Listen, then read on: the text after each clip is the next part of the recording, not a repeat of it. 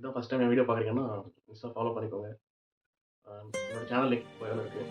Subscribe பண்ணிக்கோங்க. West Bengal ஒரு 5 men's கலந்து ஒரு பொண்ணை ரேப் பண்ணிட்டாங்க. அதை பற்றி பேசலாம் சொல்லிருக்கோம். வெஸ்ட் பெங்கால் விஷயம் நான் பார்த்துட்டு என்ன சொன்னோம்னா, என்னோட ஒப்பீனியன் வந்து like men and women are equal சொல்கிறாங்கல்ல, அதுக்கு வந்து நான் ஒரு ஒப்பீனியனாக என்ன சொல்கிறேன்னா, women is mentally strong, men is physically strong.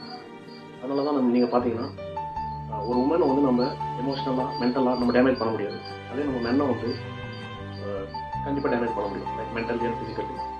ஆனால் உமனை மட்டும் நீங்கள் ஃபிசிக்கலாக மட்டும்தான் டேமேஜ் பண்ண முடியும், எமோஷனலாக அவங்க டேமேஜ் பண்ண முடியாது. ஸோ நான் என்ன சொன்ன வரேன்னா, எல்லா உமன்ஸும் வந்து தற்காப்புக்கு ஏதாச்சும் இந்த கராட்டி மாதிரி ஏதோ ஒன்று கற்றுக்கிட்டா நல்லா இருக்கும்னு நினைக்கிறேன். ஸோ நம்ம ப்ளேம் பண்ண தேவையில்லை. And no one have rights to ask a woman like why you are outside at the time. It may be 11 or 12 or 1. நம்ம காந்தி சொல்லியிருக்காருல்ல, woman around 12 at the night is ஃப்ரீடம்னு சொல்லிட்டு.